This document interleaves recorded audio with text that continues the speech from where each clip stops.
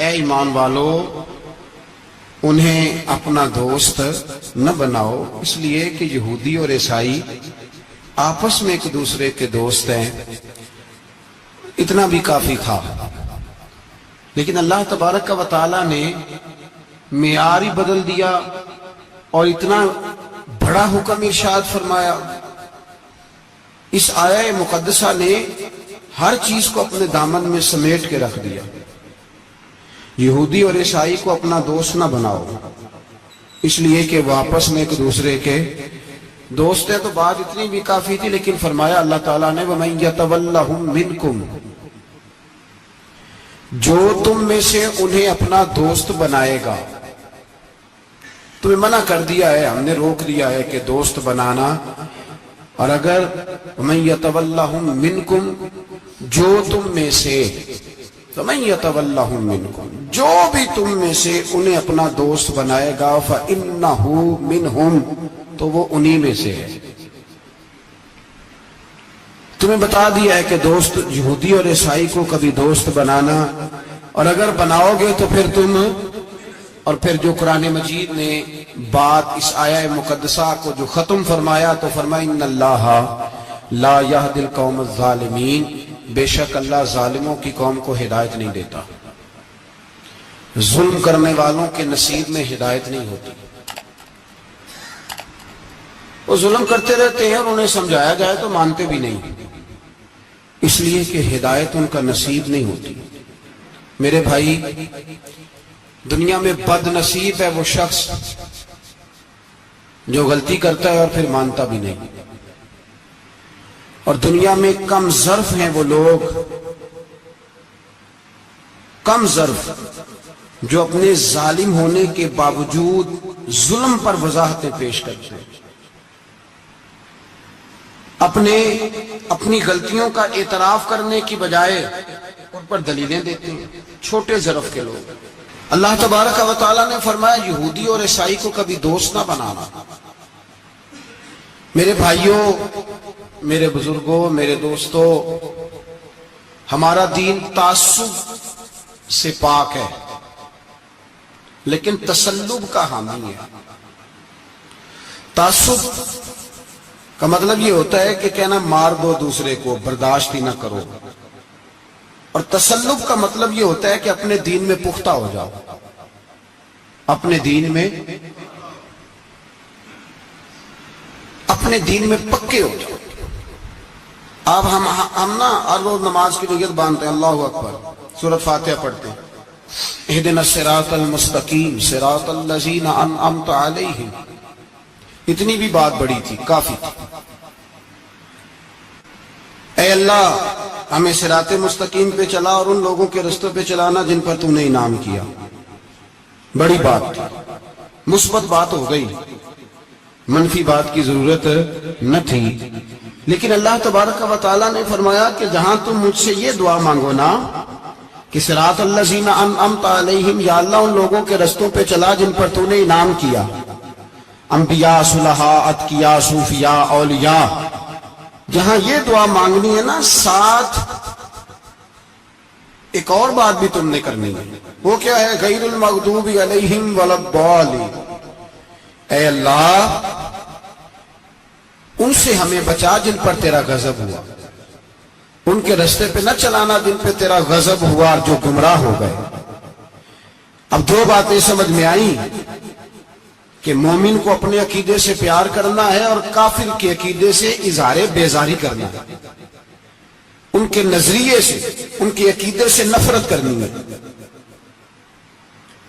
کافر کے عقیدے اور نظریے سے، اس کا کیا مطلب ہے؟ تسلب کا مطلب ہوتا ہے اپنے دین میں پکا ہونا۔ دو تین جملوں میں بات سمجھاتا ہوں، اگر آپ کی سمجھ میں آئی تو بڑا بہتر ہوگا۔ دو تین جملوں میں تسلب، پکا ہونا، اس کا کیا مطلب ہے؟ اس کا مطلب یہ ہے کہ اپنی آنکھوں پر جو تم نے اینک لگانی ہے وہ دین کی اینک لگانی ہے، جو چیز بھی دیکھنی ہے وہ دین کی آنکھ سے دیکھنی ہے، جو کچھ بھی تم نے چاہنا ہے، بڑی بات کر رہا ہوں اگر آپ سمجھے تو، جو بھی تم نے دیکھنا ہے دین کی اینک سے دیکھنا ہے، جو تم نے چاہنا ہے وہ دین کے دل کے ساتھ چاہنا ہے، اور جو تم نے سوچنا ہے وہ دین کے دماغ کے ساتھ سوچنا ہے. اس کا ترجمہ اقبال نے کیا, کہنے لگے قوم مذہب سے ہے, مذہب جو نہیں. قوم کس سے ہے؟ قوم مذہب سے ہے, مذہب جو نہیں. اور فاضل بریلوی کہتے ہیں دہن میں زبان تمہارے لیے اور بدن میں ہے جان تمہارے لیے. ہم آئے یہاں تمہارے لیے تو اٹھیں بھی وہاں تمہارے لیے. اپنی ہر چیز, ہر نقطہ نظر میں پہلے دین, اس کے بعد کوئی اور. کافر کے عقیدے سے ہمارے زمانے میں نا فلسفی, منطقی, ادیب, شاعر, ملنگ, تلنگ, یہ بڑی جماعتیں. کھچڑی ہے, کھچڑی. اب وہ کھچڑی ایک نیا درس دیتی ہے. وہ کھچڑی یہ کہتی ہے کہ یہ سارے اللہ کو پکارتے ہیں, سارے اسی کے نام ہیں. یہ سارے, ہمارے سابق وزیر اعظم نے بھی کہا تھا, ایک نوجوان کی عادت دی ہے گھسی پٹی جماعت نے, وہ بھی یہی کہتے ہیں. ہولی پہ بھی چلے جاؤ, دیوالی پہ بھی چلے جاؤ, ہندوؤں کے مندر میں بھی چلے جاؤ. وہ کہتے ہیں سارے اسی کے نام ہیں, جو بت کو پکار رہا ہے وہ بھی اسی کو ہی پکار رہا ہے معاذ اللہ. جو رام رام کہہ رہا ہے وہ بھی بات اصل وہی ہے.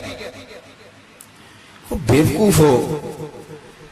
اگر بت کو پکارنے والا بھی کسی نہ کسی رنگ میں اللہ کو ہی پکار رہا تھا معاذ اللہ, تو پھر نبی پاک صلی اللہ علیہ وسلم کو کیا ضرورت تھی بتوں کا مقابلہ کرنے کی؟ تم نے تو سارا دین ہی مشکوک کر دیا. ہر شے مشکوک ہو گئی. جو بتوں کو پکار رہا ہے وہ بھی اسی کو پکار رہا ہے, جو رام کہہ رہا ہے وہ بھی اسی کو کہہ رہا ہے, جو پتھر پوج رہا ہے وہ بھی. کیا تماشا لگایا ہوا ہے. اللہ تبارک و تعالیٰ تو اتنا غیور ہے, وہ کہتا ہے ان اللہ لا یغفر ان یشرک بہ ویغفر ما دون ذلک لمن یشاء. میں ہر چیز بخش دوں گا, میرے ساتھ کسی کو شریک نہ بنانا, میں اس کی معافی نہیں دوں گا. اللہ کے پیارے پیغمبر حضرت عزیر جناب عیسیٰ علیہ السلام کو جب لوگوں نے معاذ اللہ خدا کا بیٹا کہا تو رب تبارک و تعالیٰ نے قرآن پاک کی آیتیں نازل فرمائی. فرمایا یہ جھوٹ بولتے, یہ ظلم کرتے ہیں اپنی جانوں پر.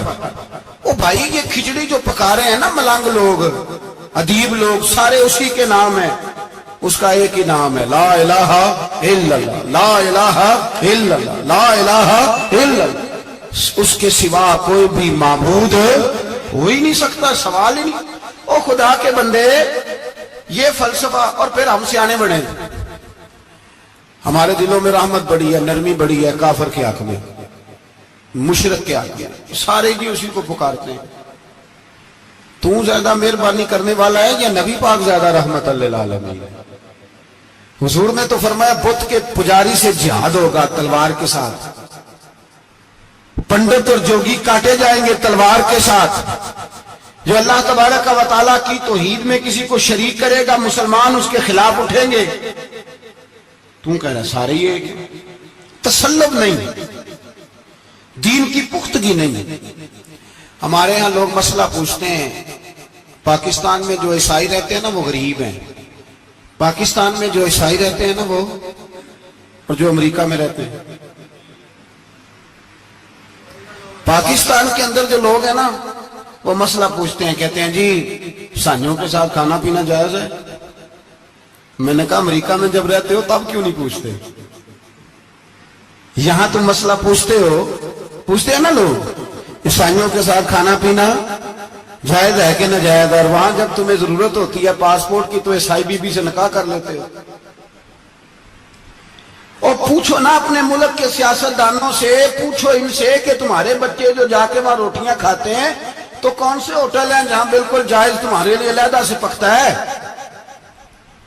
وہ جو تم نے وہاں رشتہ داریاں کی ہوئی ہیں, تمہارے بچے وہاں رہ رہے ہیں تو وہاں مسئلے نہیں یاد.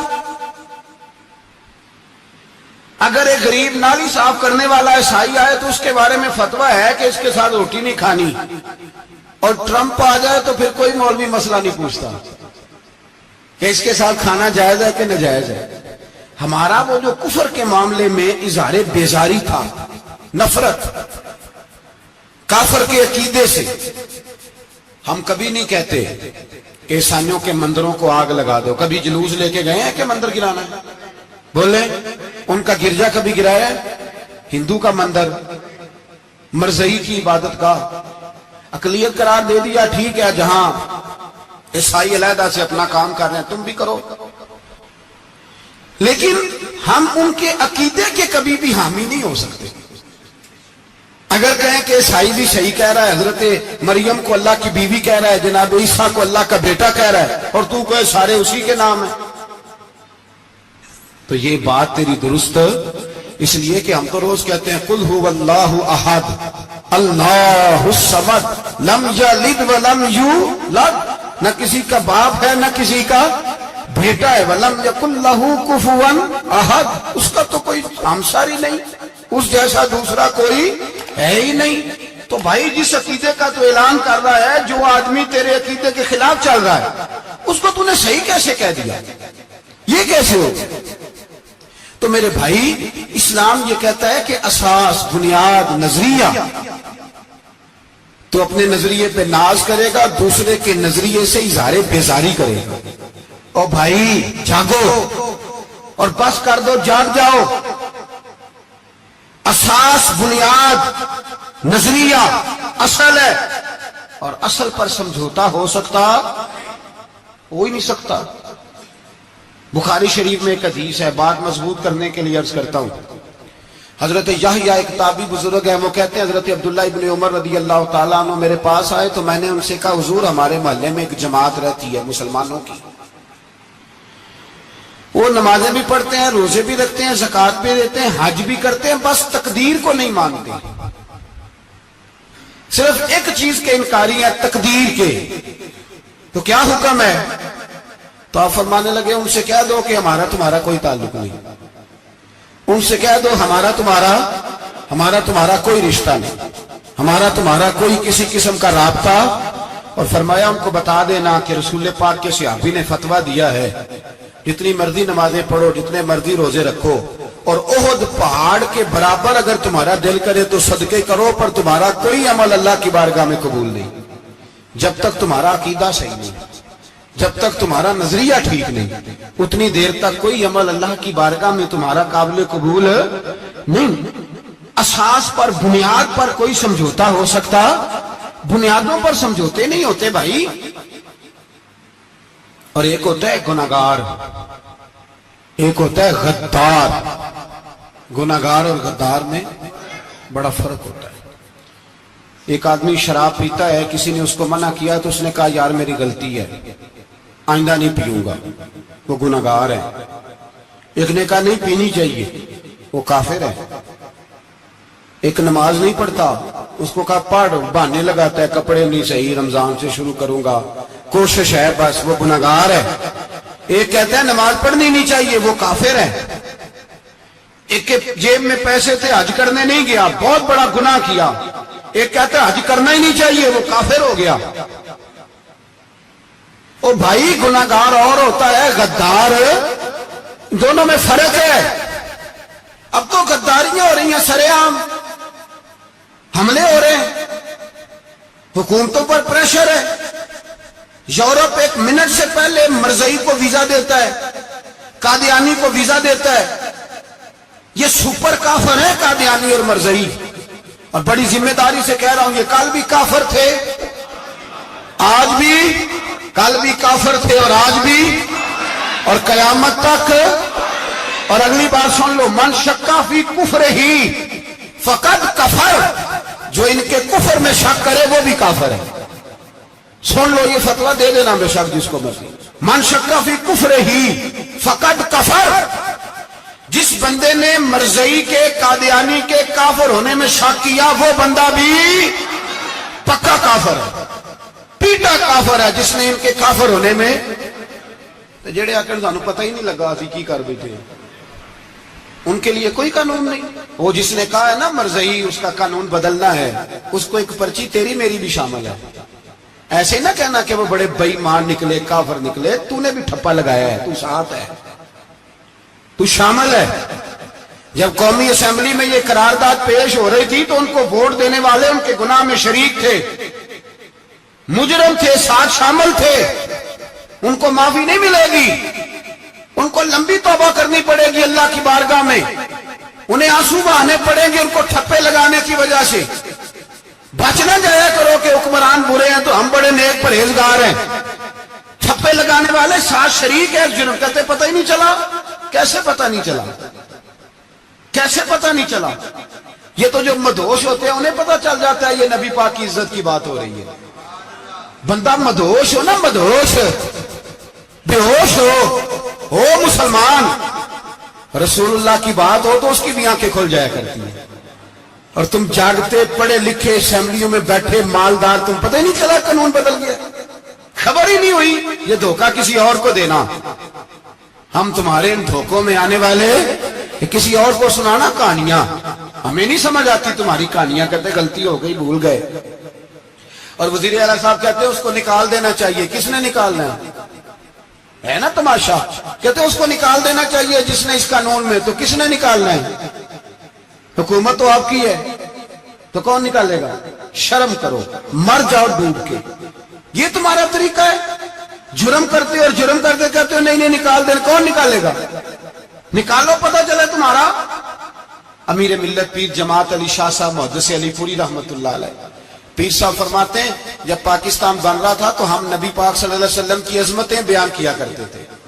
ہم کہتے تھے لوگوں پاکستان بنے گا تو اس میں نبی پاک کا نظام آئے گا، غریب امیر کا فرق مٹ جائے گا، اس میں کوئی برادری نہیں ہوگی، ایک برادری ہوگی جس کا نام مسلمان ہوگا. اس میں چھوٹا بڑا امیر غریب ایک ہی صف میں کھڑے ہو گئے، محمود و ایاز، نہ کوئی بندہ رہا نہ کوئی بندہ نوا. یہ پاکستان ہوگا. اور کہتے ہیں ہندو پنڈت تقریریں کرتے تھے او وہاں نبی پاک کا نظام نافذ ہوگا، معاذ اللہ ہاتھ کٹیں گے، گردنیں کٹیں گی، بڑا وہ معاذ اللہ مخالفت کرتے تھے. وہ کیا پتا تھا کہ بعد میں یہاں بھی سارے وہی تماشے ہوں گے جو وہ کہہ رہے ہیں. تو پیر صاحب کہتے ہیں کہ جگہ ہندوؤں کا جلسہ تھا، ہندوؤں کا پنڈت تقریر کر رہا تھا، وہاں سارے ہندو بیٹھے تھے. تو اس پنڈت نے نا تقریر کرتے کرتے نبی پاک کی شان میں کوئی بے ادبی کر دی معاذ اللہ. چونکہ سارے ہندو تھے، کوئی مسلمان نہیں تھا. ایک ملنگ بیٹھا تھا دور، اس نے دوری ڈنڈا پکڑا ہوا تھا اور کوئی اپنی موج کا کام کر رہا تھا. آپ کو پتا ہے ان کے پاس جو ڈنڈا ہوتا ہے بڑا رنگین ہوتا ہے، کوئی اسپیشل بنایا ہوتا ہے انہوں نے. تو بیٹھا تھا ملنگ. میں نے کہا بے ہوش بھی ہو نا، جو بے ہوش ہو مسلمان، رسول اللہ کا نام آئے تو اس کی بھی آنکھیں کھل جایا کرتی ہے. تیری بند کی باندھی رہ گئی ہے، کیسے ہو گیا؟ ہاتھ میں ڈنڈا تھا اور وہ اپنے کام لگا ہوا تھا. جب اس کے کانوں میں سپیکر کی آواز آئی نا کہ نبی پاک کے بارے میں بات کی ہے تو ڈنڈا اٹھایا، پیچھے سے اسٹیج پہ چڑھ گیا. اور ہندوؤں نے سمجھا ملنگ آدمی ہے، اس نے کیا کرنا ہے. آیا پنڈت کے پاس اور وہ کہتا ہے میں نے 3 ڈنڈے اتنی زور سے مارے کہ چوتھے کی ضرورت ہی نہ پڑی. اتنی زور سے 3 ڈنڈے سر پہ مارے کہ چوتھے کی ضرورت ہے اس کی پھر آواز ہی نکلی. مر گیا وہ. مجھے پکڑا جیل میں پھینک دیا. امیر ملت پیر جماعت علی شاہ صاحب کہتے ہیں میں امرتسر کی جیل میں ملنے گیا اور میں نے اس کے سامنے کھڑے ہو کے کہا، میں نے کہا بے لیا، نہ تو نماز پڑھے، نہ تو روزہ رکھے، نہ تو مسجد آئے، نہ تو کوئی اور کام کرے، اور اتنا بڑا تو نے کام کیا، گستاخ مار دیا. تو پیر صاحب کہتے ہیں وہ ملنگ اپنے پیروں پہ اٹھ کے کھڑا ہو گیا اور اس کی آنکھوں میں آنسو تھے اور میری طرف دیکھ کے کہنے لگا پیر جی میں لمیاں گلاں تے نہیں آندیاں، میں پاڑا چوکھا تے نے مینوں پتا گناہگار ہاں، بڑا گناہگار ہاں، بڑا گناہگار ہاں، بڑا گناہگار، بڑا گناہگار ہاں، پر قسم اللہ دی عزت دی میں گناہگار ہاں پر اپنے نبی دا غدار نہیں، گناہگار ہاں پر رسول اللہ دا غدار کوئی بات نہیں. اگر کوتاہیاں کرتا ہوں تو یہ تو نہیں نہ ہو سکتا کہ اونچی اور سچی سرکار کی کو میرے سامنے بے ادبی کر کے چلا جائے. یہ تینوں پتہ ہی نہیں لگا، تو کہتا خبر ہی نہیں ہوئی، کب ہو گیا پتہ ہی نہیں تھا. وضاحتیں دیتا پھرتا ہے اور کچھ مولوی ملا جو دھبا ہے دین کے نام پہ وہ وضاحتیں دیتے پھرتے ہیں، کہتے ہیں مناظرے کر لو، شرم کرو. دین کے نام پر ووٹ مانگ کے اسمبلیوں میں جاتے ہو اور وہاں جا کے ان بھائی مانوں کی گودوں میں بیٹھ جاتے ہو، تمہیں حیا نہیں آتی. اور نبی پاک کی بات ہے تو پھر بھی تمہاری غیرت جوش نہیں مارتی، پھر بھی دلیلیں دیتے پھرتے ہو. میرے رسول پاک علیہ الصلوۃ والسلام کے غلاموں یاد رکھو، دین میں تسلط پیدا کرو، مضبوطی. کل لوگ مسئلے پوچھا کرتے تھے کہ صحابی کا اہل بیت کا بے ادب ہے تو اس کے جنازے پہ جائیں کہ نہ جائیں. اب نہیں لوگ پوچھتے، اب ہمارے دلوں میں فتوے زیادہ آ گئے، ہم مرضی کرتے پھرتے ہیں. ہمارا بچہ کسی بد مذہب کی مسجد میں جاتا ہے ہم کہتے ہیں نہیں نہیں ویسے ہی جاتا ہے. تجھ سے پوچھا جائے گا، اس دن پتہ چلے گا، جس دن تم مرے گا تو تیرے لیے دعا بھی نہیں کرے گا، تیری قبر پہ بھی نہیں جائے گا، تجھے پتہ چلے گا اس دن کہ ویسے ہی جاتا ہے کہ ایسے جاتا ہے۔ کوئی پابندی نہیں، کوئی تسلط ہی نہیں، عقیدے میں ایمان میں کوئی پختگی نہیں، ہمیں خیال ہی نہیں کہ کدھر جا رہی ہیں اولادیں، سوچتے ہی نہیں ہم۔ خیال ہونا چاہیے، سمجھ ہونی چاہیے۔ میرے رسول پاک علیہ الصلوۃ والسلام کے صحابہ میں تسلط تھا، تسلط۔ سگی اماں بھی اگر بے ایمان ہوتی تھی تو صحابہ قریب نہیں آنے دیتے۔ حضرت اسماء بنت ابی بکر صدیق، ان کی ماں مشرکہ تھی۔ جناب صدیق اکبر کی ایک زوجہ حضرت ابو بکر نے طلاق دے دی، کچھ عرصے کے بعد وہ اپنی بیٹی کو ملنے آئی، ماں بیٹی سے ملنے آئی تو حضرت اسماء بنت ابو بکر کو پیغام بھیجا، کہا بیٹے میں تجھے ملنا چاہتی ہوں۔ تو کہا اماں ذرا ٹھہر جا، پہلے میں اپنے نبی سے پوچھ لوں، پہلے اپنے ماں بعد میں ہے، نبی پہلے ہے۔ پہلے حضرت اسماء حضور کی بارگاہ میں گئی، یا رسول اللہ میری اماں ملنا چاہتی ہے، اور مشرکہ ہے، حکم کیا ہے؟ فرمایا تو ماں کی حیثیت سے مل سکتی ہے۔ انہوں نے تو سگے ماں باپ سے ناطے توڑ لیے، سگے رشتہ داروں سے، اور تو ان سے دوستیاں ختم نہیں کر سکتا، تیرا تعلق بھی نہیں، سارے اسی کو پکارتے ہیں، سارے ایک ہی ہیں۔ یہ تماشے کسی اور کو دکھانا، یہاں رسول اللہ کے غلام بستے ہیں۔ ہمارا عقیدہ بڑا پختہ ہے، بڑا پختہ، بڑے پختہ نظریات کے لوگ اللہ نے اس دھرتی کو عطا فرمائے، اس زمین نے بڑے کامل مومن پیدا کیے۔ بھائی یاد رکھو، رسول پاک علیہ الصلوۃ والسلام کے غلاموں میں اپنے دین کے لیے تسلط تھا، پختگی تھی، کفر سے بیزار رہتے تھے۔ اگر سب کو ایک میں ایک ہی کرنا تھا تو پھر اتنی لمبی چوڑی جدوجہد، امیر حمزہ کا کلیجہ نکل گیا، کان کٹ گئے، سب کچھ ہو گیا، اور آج تم ان شہیدوں کی لاشوں پہ کھڑے ہو کے کہتے ہو کہ یہ تو ایسے ہی کٹ گئے۔ مذاق ہے یہ؟ کوئی مذاق ہے؟ اصل بات بتاؤں آپ کو کیا ہے؟ دین مفت میں ملا ہے، اور جو شے مفت مل جاتی ہے اس کی قدر نہیں ہوتی قدر۔ دین نبی دا ایک ہی جانن دنیا دار کمینے، دین نبی دا جانن والے سونگے وچ مدینے۔ تجھے کیا پتا، تجھے کیا خبر اس دین کی؟ تجھے خبر ہی نہیں میرے رسول پاک کا پسینہ کتنا بہا ہے۔ کبھی تیرا پھیرا لگے تو احد کے پہاڑ سے جا کے پوچھنا نبی پاک کا خون کتنا بہا ہے۔ کبھی ٹائم ملے نا، ملک شام جا اور حضرت بلال کی قبر پہ کھڑے ہو کے پوچھ دین کتنا قیمتی ہے۔ اور پھر اس سے زیادہ بات پوچھنی ہو نا کبھی تو مدائن جا، حضرت سلمان فارسی کے مزار کے پاس ان سے پوچھ دین کی قیمت کتنی ہے۔ وہ تجھے بتائیں گے کہ کئی 100 سال لگ گئے نبی پاک کے قدموں میں پہنچنے تک، 100 سال، کئی 100 سال۔ اور اگر پھر بھی تجھے تسلی نہ ہو تو جنت البقیع میں جا اور سیدہ طیبہ طاہرہ حضرت فاطمہ الزہرا سے پوچھ، ان سے پوچھ بی بی اس دین کی قدر کیا ہے۔ وہ تجھے بتائیں گی کہ جب دین کے چہرے پہ سرخ رنگ بھرنا تھا تو میں نے حسین کا خون دے کے بھرا۔ وہ تجھے بتائیں گی کہ اس دین کو جب پینٹ کرنا تھا تو میں نے جناب علی اصغر کے بازوؤں کے ساتھ مصوری کی ہے۔ وہ آسان سمجھ رکھا ہے لوگوں نے، آسان سمجھ رکھا ہے، کہا تم کٹ گئے۔ اور آج اٹھنے والا صوفی اور درویش کہتا ہے سارے ایک ہی ہیں، سارے اسی کو مانتے ہیں۔ جس سیاستدان کا دل کرتا ہے وہ جا کے مندروں میں پوجا کر آتا ہے، جس کا دل کرتا ہے وہ جا کے ہندوؤں کی ہولی اور دیوالی میں شریک ہو جاتا ہے۔ سب ایک ہی ہیں۔ اگر ایک ہی تھے تو حسین کا علی اصغر کیوں شہید ہوا؟ اگر سب ایک ہی تھے تو جناب علی اکبر کیوں شہید ہوئے؟ سارے ایک ہی تھے تو پھر ٹھیک ہے، مست رہنا چاہیے تھا۔ یہ مذاق ہے اتنی قربانیاں؟ شرم ہی نہیں آتی بات کرتے ہوئے؟ جاگو اور اپنے دین کو سمجھو۔ میرے رسول پاک علیہ الصلوۃ والسلام نے جو دین دیا اس میں تسلب ہے، تسلب، کفر سے بیزاری۔ کتنی بیزاری؟ حضرت ام حبیبہ رضی اللہ تعالیٰ عنہ ام المومنین ہے، یہ ہماری اماں ہے۔ ماؤں کے نام تو بچوں کو آنے چاہیے نا، یہ مومنوں کی ماں ہے، ابو سفیان کی بیٹی ہیں، حضرت ابو سفیان رضی اللہ تعالیٰ عنہ کی بیٹی، نبی پاک کی زوجہ ہیں، جناب امیر معاویہ رضی اللہ تعالیٰ عنہ کی سگی بہن، حضور کی زوجہ تھی، بہت بڑے امیر باپ کی بیٹی تھی۔ مدینے جب آئیں تو نبی پاک کے گھر میں غربت دیکھی، آزمائش دیکھی، کئی کئی دنوں کے فقر اختیاری کے جلوے دیکھے۔ ابو سفیان ایک مذاکرات کے سلسلے میں مدینے آئے اور کہتے ہیں میں نے سوچا سیدھا اپنی بیٹی کے گھر جاتا ہوں، تو کہتے ہیں میں حضرت ام حبیبہ کے صحن میں داخل ہوا تو چارپائی پہ بستر بچھا ہوا تھا اور ام حبیبہ ایک سائڈ پہ بیٹھ کر تو سوئی دھاگے کے ساتھ کوئی کام کر رہی تھی۔ ابو سفیان کہتے ہیں میری بیٹی کی نظر پڑی تو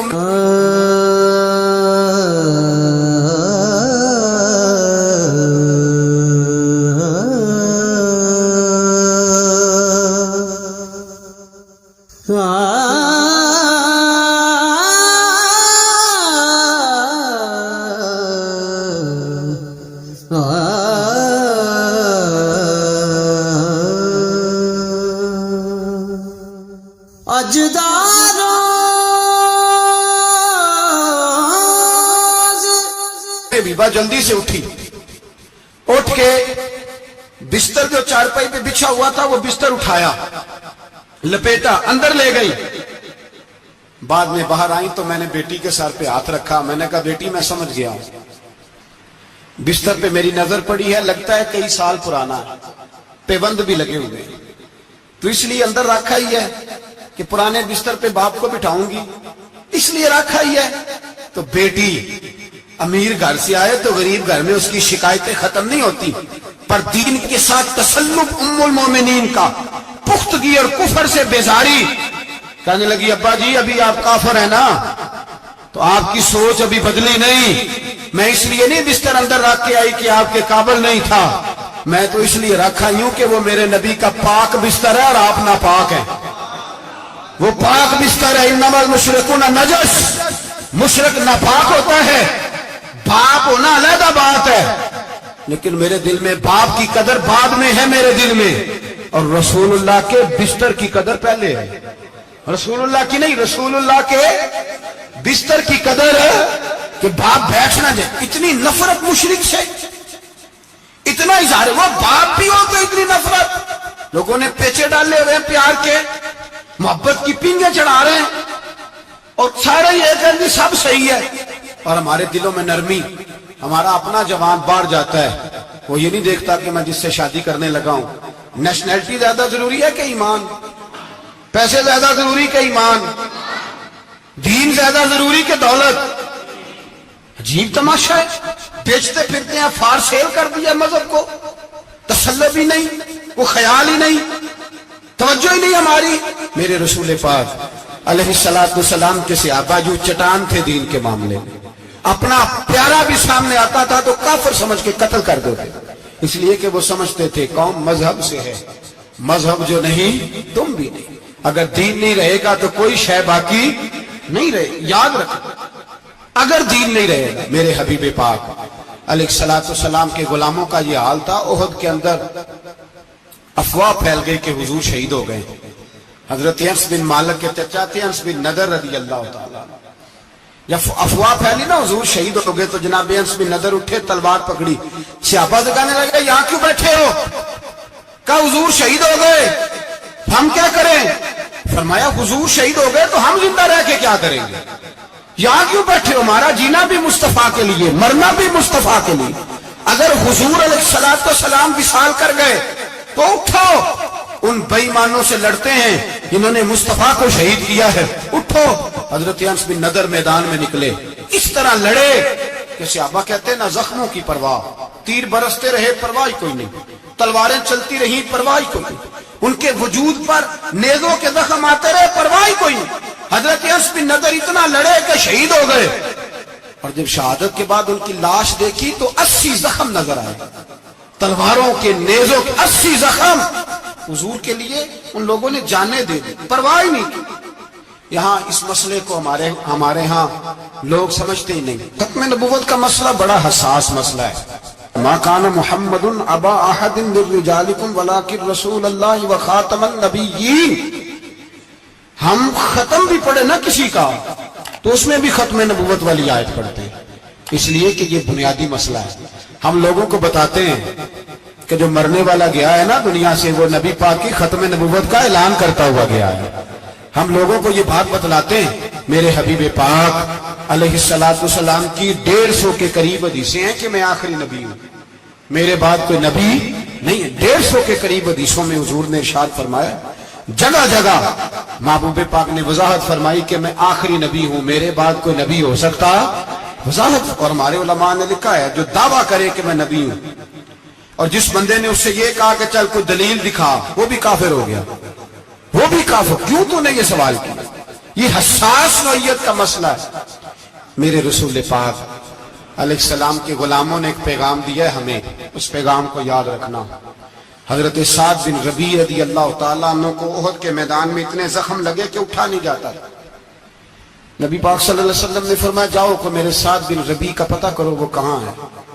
صحابہ آئے تو فرماتے ہیں جب ہم ان کے پاس پہنچے تو ان کی روح پرواز کر رہی تھی، آخری لفظ انہوں نے ادا کیے، کہنے لگے ادھر آؤ صحابہ، ادھر آؤ، میری وصیت سن لو۔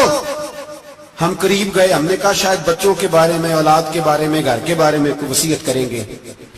تو حضرت سعد بن ربیع نے وصیت فرمائی، کہنے لگے جا کے نبی پاک کے غلاموں کو میرا پیغام دے دینا، جا کے امت مسلمہ کو میرا پیغام دے دینا کہ مسلمانوں، اگر تم میں سے ایک بھی زندہ ہوا اور نبی پاک کی ناموس پر کوئی حرف آیا تو پھر اللہ کی بارگاہ میں تمہارا کوئی عذر قبول نہیں کیا جائے گا۔ یہ میرا، یہ میدان احد میں سر سے لے کر پاؤں تک زخم لگے ہوئے ایک صحابی کا پیغام ہے امت مسلمہ کے نام۔ حضرت سعد بن ربیع رضی اللہ تعالیٰ عنہ فرمانے لگے میں مرتے وقت مسلمانوں کو پیغام دے کے جا رہا ہوں کہ اگر حضور کی عزت پر، ناموس پر، نبی پاک صلی اللہ علیہ وسلم کی ذات پر ذرا سا بھی حرف آیا اور مسلمان زندہ ہوئے، اور پھر اگر وہ سمجھیں کہ ہمیں اللہ کی بارگاہ سے معافی مل جائے گی، تو یاد رکھنا رب ہر بات معاف کرے گا، اس بات میں تمہیں اللہ معافی، اس میں تمہیں یہ پیغام دیا سعد بن ربیع نے، اور امت کو سمجھایا کہ ہر بات میں کمپرومائز کر لینا، رسول اللہ کی ذات کے بارے میں کمپرومائز نہ کرو۔ جب سے مرزائیوں کو ان سپر کافروں کو اقلیت قرار دیا گیا ہے، اس کے بعد کسی مرزائی کی عبادت گاہ جلائی ہے مسلمانوں نے؟ بولیں، کبھی کسی مرزائی کے ساتھ مسلمانوں نے کوئی ظلم کیا ہے بعد میں؟ ٹھیک ہے، اپنی عبادت کر رہے ہیں جس طرح بھی کر رہے ہیں، باقی اقلیتیں بھی رہیں۔ کبھی دوبارہ علماء نے یہ تحریک چلائی ہے کہ انہیں پاکستان سے نکالو، یہ کیوں بستے ہیں یہاں؟ اقلیت ہے تو رہنے دو۔ جو بے ایمان ہے، کافر ہے، اسے گھسیٹ کے دین میں کیوں لاتے ہو جب وہ آنا نہیں چاہ رہا؟ انہوں نے اس کانے بے ایمان کو نبی مانا ہوا ہے، وہ اس کو پیغمبر مانتے ہیں، کبھی ذلی نبی مانتے ہیں، کبھی بروزی نبی مانتے ہیں، پوری دنیا میں نیٹ ورک بنایا ہوا ہے، ہر جگہ ڈنڈورا پیٹتے پھرتے ہیں۔ وہ کہتے ہیں خاتم النبیین کا معنی یہ ہے کہ نبی پاک تو مہرے لگانے آئے ہیں، بڑے نبی آ سکتے ہیں۔ ان کا عقیدہ یہ ہے کہ مرزا مستقل نبی نہیں تھا، وہ حضور کا سایہ بن کے آیا تھا۔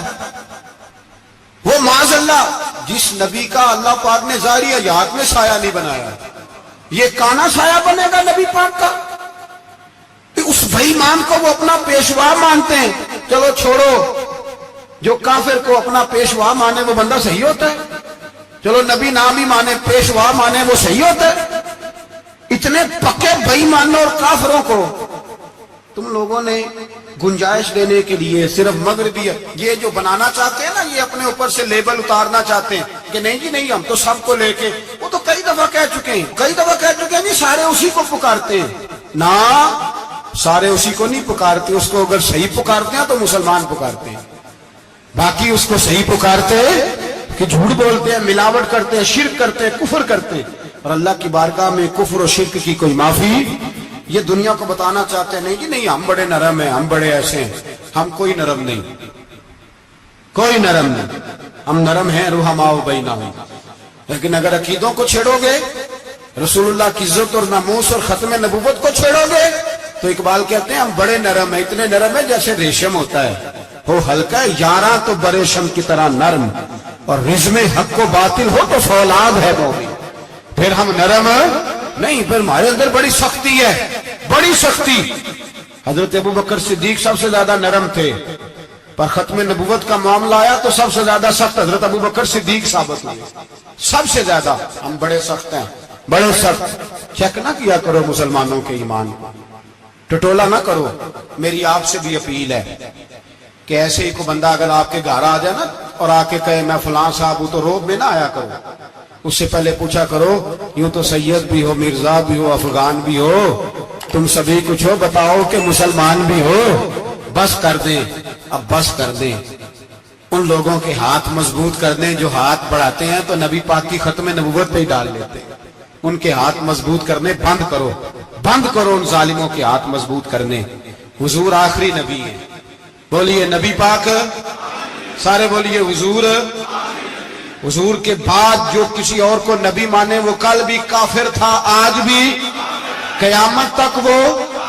جو اس کے کفر میں شک کرے وہ بھی، جو مرزائی قادیانی کے کفر میں شک کرے وہ بھی کافر ہے. مر جائے تو مسلمانوں کے اس قبرستان میں اس کا دفن ہونا جائز ہے.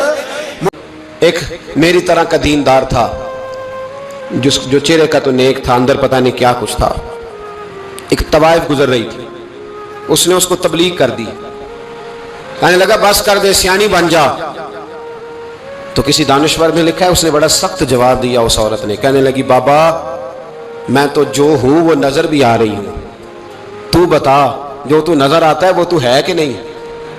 اس بندے نے چیخ ماری اور بے ہوش ہو کے گر پڑا.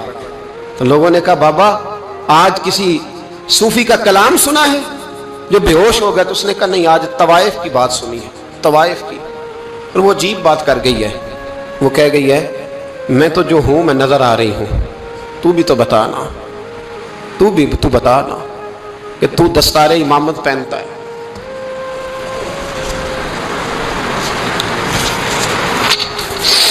تو بتا تو جو کہلاتا ہے تو وہ ہے کہ نہیں. یہ وقال الانسان ما لہا، یہ راز قیامت میں کھلے گا. ہم جو کچھ بتا رہے ہیں نا اپنی زبانوں سے، ہمیں اپنے گناہوں کا احساس ہونا چاہیے. ایسا نہ ہو کہ جب سزا ملے تو پھر اس طرح کی ملے کہ دوبارہ کسی کو کوئی منہ دکھانے کے قابل نہ رہے. میرے بھائی یاد رکھیں اور سمجھیں، گناہ انسان کی زندگی کو تنگ کرتے ہیں. میرے نبی پاک علیہ السلام نے فرمایا جب تو جھوٹ بولتا ہے تو تیرے فرشتے کرامن کاتبین سائیڈ پہ ہو کے کھڑے ہو جاتے ہیں. جب تو زنا کرتا ہے تو تیرے اندر سے ایمان نکل جاتا ہے. اور نبی پاک علیہ السلام نے فرمایا جب میری قوم میں ناانصافی عام ہو جائے گی تو قتل بھی عام ہو جائے گا. اور سن لو، لکھ لینا یہ حدیث دل کی تختی پر. نبی پاک علیہ السلام نے فرمایا جب میری قوم میں بے حیائی اور بدکاری عام ہو جائے گی تو 2 سزائیں اللہ دے گا. ایک تو جوان موتیں آئیں گی، جوان بچے کچھ بھی نہیں دیکھا چلے گا. اور دوسری سزا اللہ یہ دے گا کہ ایسی بیماریاں آئیں گی جن کا علاج نہیں ملے گا، ایسے امراض پھوٹ پڑیں گے. اگرچہ میں آپ کو ایسی تقریر بھی سنا سکتا تھا جس پہ آپ بہت زیادہ محظوظ ہوتے، پر میں نے اس جمعے میں ایسا موضوع چنا ہے جس کا ہمیں خاص ضرورت ہے. بھائی دیکھیں تو صحیح کہ ایسا تو نہیں کہ ہم ان عیبوں میں مبتلا ہیں. میرے نبی کریم علیہ السلام نے فرمایا جب تم نیکی کا حکم دینا اور برائی سے منع کرنا چھوڑ دو گے پھر اللہ تم پر ظالم حکمران مسلط کرے گا. اور اگلے لفظ اس سے بھی زیادہ سخت ہیں. محبوب فرمانے لگے پھر تمہاری نیک لوگ دعائیں بھی کریں گے تو اللہ وقتی طور پر ان کی دعاؤں کو بھی قبول نہیں فرمائے گا. اس لیے کہ تم لوگوں نے نیکی کا حکم دینا اور بھلائی سے روکنا چھوڑ دیا. عزیزو یاد رکھو جب گناہ عام ہوتے ہیں تو پھر حالات بدلتے ہیں اور لوگوں کو سزا ملتی ہے ان کے گناہوں کی. بلکہ یہاں تک لکھا ہے کہ نیت خراب ہو تو سزا شروع ہو جاتی. کیا خراب ہو؟ بولیے گا. نیت بھی خراب ہو تو سزا. حضرت رومی کہتے ہیں کہ ایک بادشاہ کو پتہ چل گیا کہ ایک آدمی نے بڑا اچھا باغ لگایا ہے، خوبصورت باغ ہے، مالٹے کا کنوں کا باغ، بڑا پیارا. بادشاہ نے کہا ذرا جا کے دیکھتا ہوں. بادشاہ سلامت باغ دیکھنے آئے. تو اب وہ مزدور آدمی تھا، عام آدمی تھا جس نے باغ لگایا، کسان تھا. اس کو کہا کہ چند کنوں توڑ کے لایا تو بڑے پیارے لگے. 1-2 اور لایا، کھائے، بڑے میٹھے، بڑے پیارے، بڑے توانا، بڑا مزہ آیا. تو بادشاہ کے دل میں خیال آیا کہ اس پہ قبضہ نہ کر لوں باغ پہ. ہمارے ہاں نا کرائے پہ دکان دیتا نا مالک، تو جب کسی غریب کی چل جاتی ہے کہتا ہے تو خالی کر، میں نے خود ڈال لی ہے. چل گئی نا اس کی. حالانکہ رزق اپنے اپنے نصیب کا ہے، رزق اپنے اپنے نصیب کا ہے، جس کو اللہ تعالیٰ چاہتا ہے عطا کرتا ہے. تو اس کو کہا کہ اور توڑ کے لا، اور دل میں خیال ہے کہ یار اتنا اچھا باغ ہے، قبضہ کر لیتے ہیں، ہماری حکومتیں قبضہ کر لیتی ہیں کہ کوئی چیز اچھی لگ جائے تو۔ اب وہ کسان 2-3 کنوں توڑ کے لایا، اس نے کھائے تو کھٹے نکلے، ترش تھے۔ کہنے لگا تجھے کیا ہو گیا ہے؟ تو بندہ بڑا صاحب دل تھا، کہنے لگا میں تو ٹھیک ہوں، آپ اپنی نیت سے پوچھیں کہیں خراب تو نہیں ہو گئی۔ تو کنوں میں بھی اس کا اثر آ گیا ہے، اپنی نیت، تو نیتیں بگڑ جائیں نا، نیتیں۔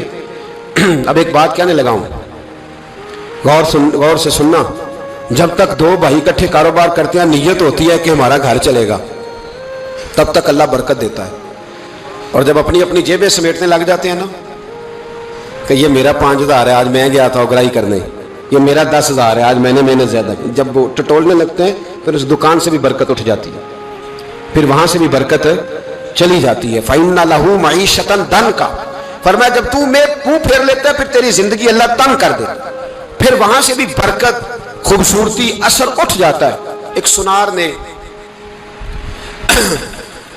گلی میں ایک یتیم چھوٹے سے بچے کو گھومتے دیکھا، تو سنار بے اولاد تھا، بچے کو اٹھا کے گھر لے آیا، 18 سال اس بچے کی پرورش کی، اس کو پالا پوسا، جوان کیا۔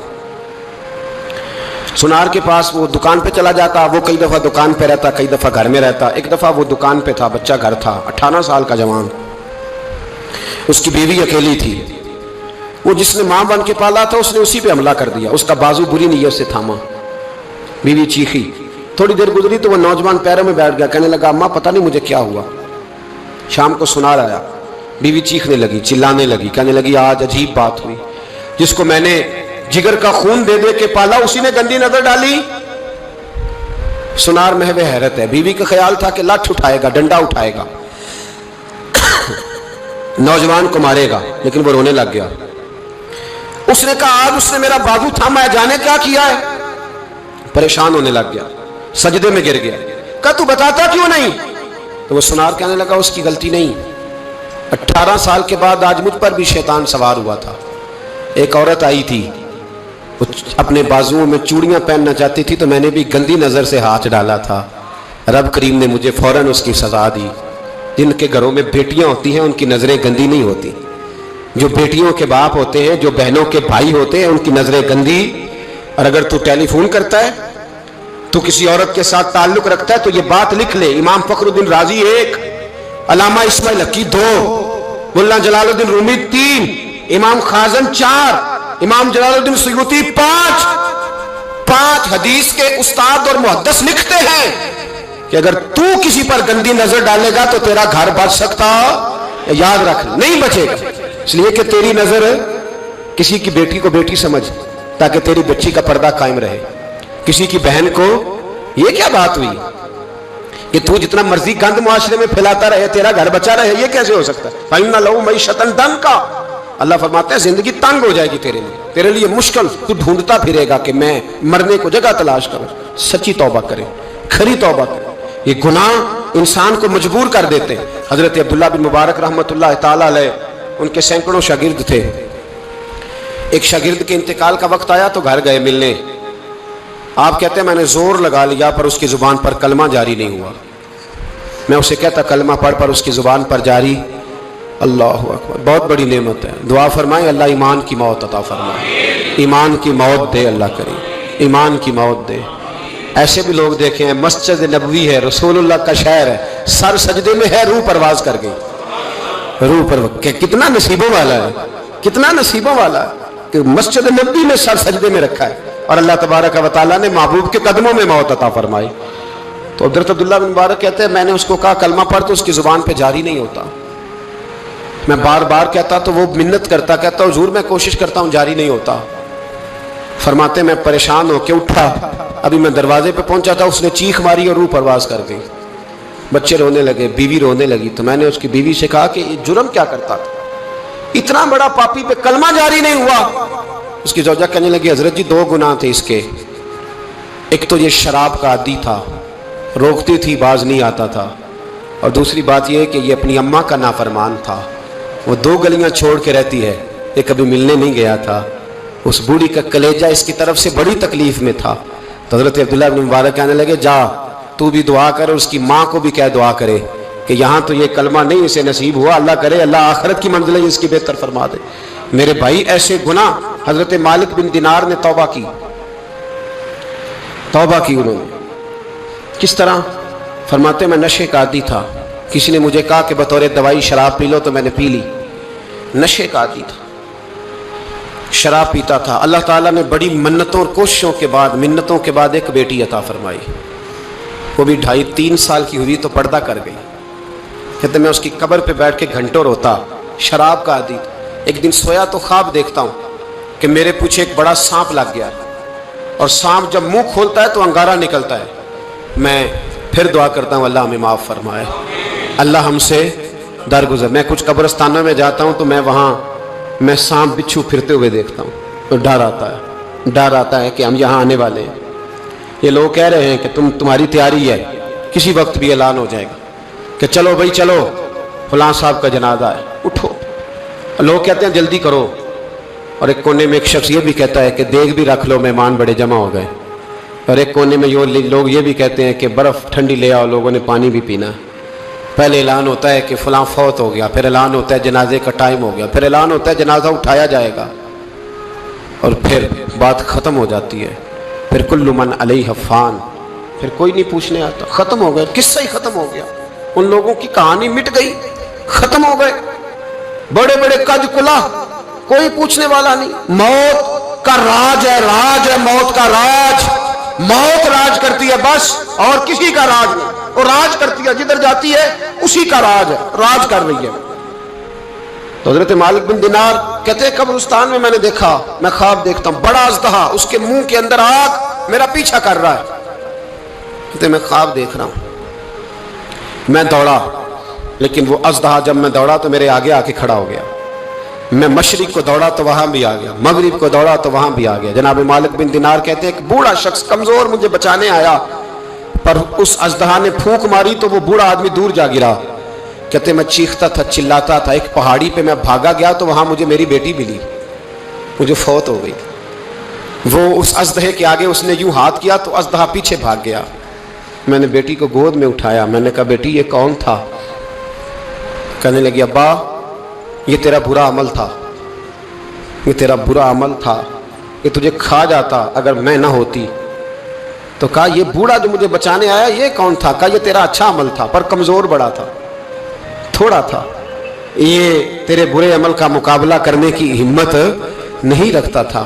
حضرت مالک بن دینار کہتے ہیں میری بیٹی نے خواب میں میری داڑھی پکڑ لی اور کہنے لگی ابا میں چاہتی ہوں تو صحیح ہو جا، ایسا نہ ہو کہ پھر تیرے پیچھے یہ اژدہا لگ جائے۔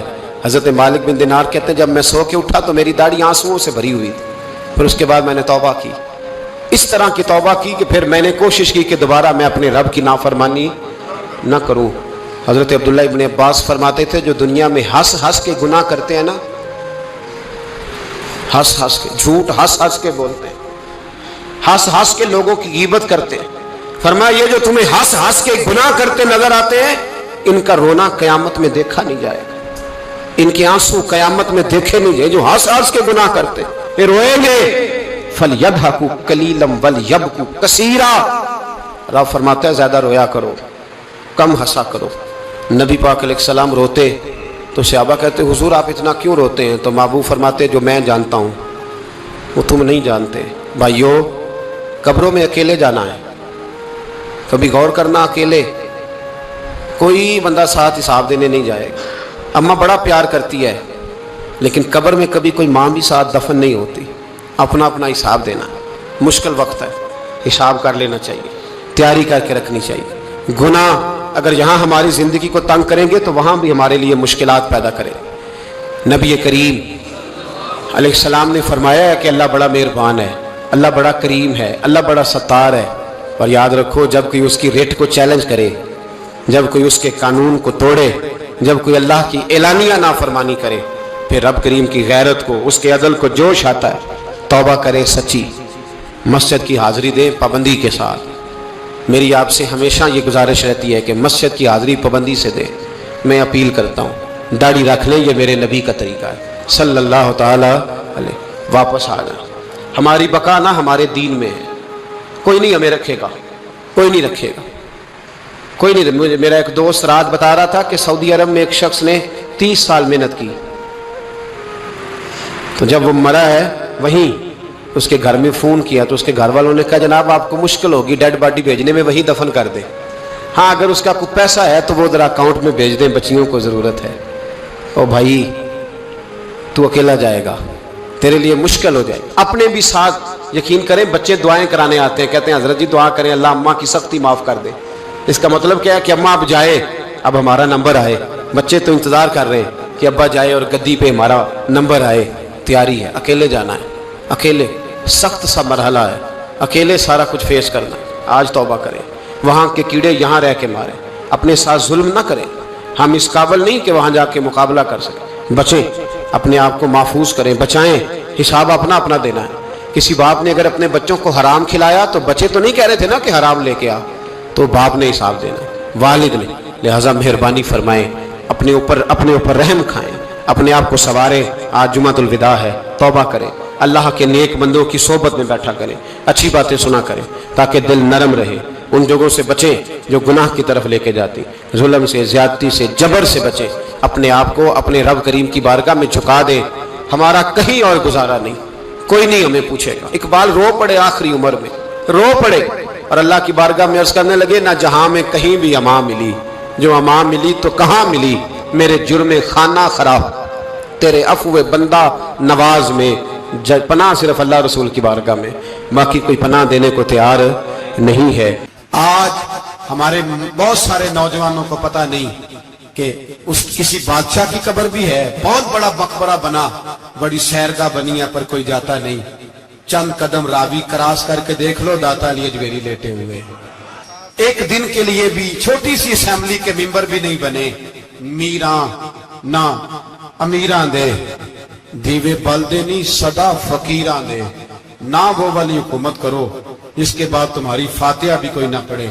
اور جا کے دیکھ لے, داتا صاحب کی قبر کے چاروں جانب پھٹیاں لگی ہوئی ہیں, سارا دن ساری رات اللہ کا قرآن پڑھا جاتا ہے, دن رات وہاں درود پڑھے جاتے ہیں, ان کو اصالِ ثواب کیا جاتا ہے. یہ والی زندگی جی, واپس آ جا, نہ اپنی آخرت خراب کر, بچ جا, وقت کی حکمران لوٹ آ, رسول اللہ کے قدموں میں بیٹھو, اعلان کرو, بغاوت کرو نبی پاک کے دشمنوں کے خلاف, اور حضور کے سچے غلام بن کے جیو.